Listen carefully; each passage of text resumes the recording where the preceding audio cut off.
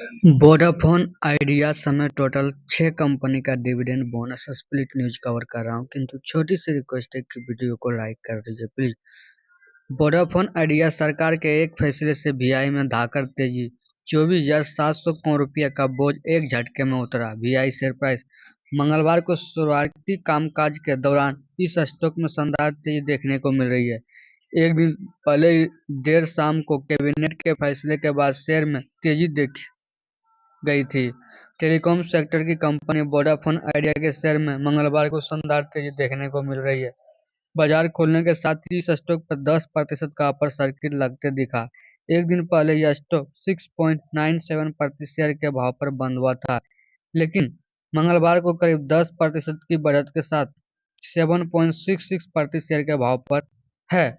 कुछ देर में सर्किट खुलते ही यह करीब 18% की बढ़त के साथ स्टॉक ₹8.21 प्रति शेयर के भाव पर पहुंचा।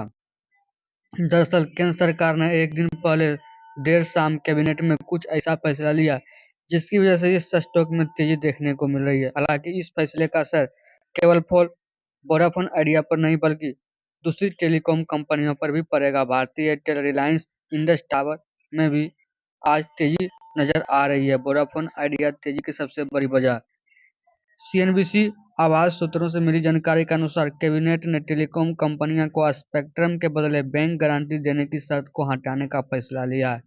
यह फैसला 2022 से पहले के स्पेक्ट्रम आवंटन को लेकर है। हालांकि इस फैसले का औपचारिक ऐलान कैबिनेट की प्रेस कॉन्फ्रेंस में नहीं किया गया।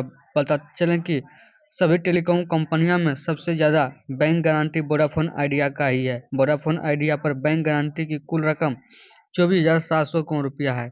कंपनी ने की थी सरकार से मांग। कंपनी ने वित्त मंत्रालय से बैंक गारंटी माफ किए जाने की मांग की थी। अपनी बात रखने के साथ ही कंपनी ने 2022 और 24 के दौरान स्पेक्ट्रम नीलामी के नियमों का हवाला भी दिया था।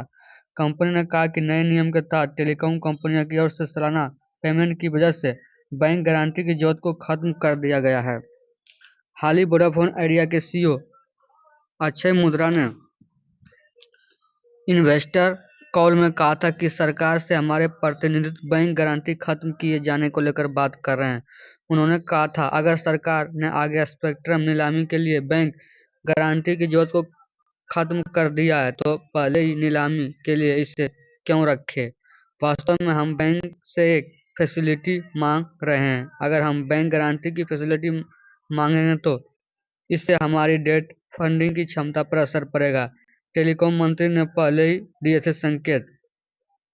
नवंबर महीने में ही टेलीकॉम कंपनियां ज्योतिरादित्य सिंधिया ने कहा था कि टेलीकॉम गारंटी से संभावित राहत किसी एक कंपनी नहीं बल्कि पूरे सेक्टर के लिए होगा। उन्होंने कहा था कि सरकार किसी कंपनी विशेष नहीं बल्कि पूरे सेक्टर के लिए फैसला लेगी। उन्होंने कहा बीएसएनएल का जिक्र करते हुए भी कहा था कि सरकार की ओर से जो भी मदद दी गई है वो सेक्टर को ध्यान में रखते हुए की गई है। बीएसएनएल में सरकार की 100% हिस्सेदारी होने के बाद भी ऐसा किया गया। इराया स्प्लिट करेगा 1:10 एक्सटेज 6 दिसंबर। कीटेक्स बोनस देगा 2:1। विप्रो बोनस देगा 1:1 एक्सटेज 3 दिसंबर। रेजिस इंडस्ट्रीज स्प्लिट करेगा 1:10। इंडो यूएस डिविडेंड देगा 25 पैसा एक्सटेज 3 दिसंबर। एक्सारो टाइल स्प्लिट 1:10।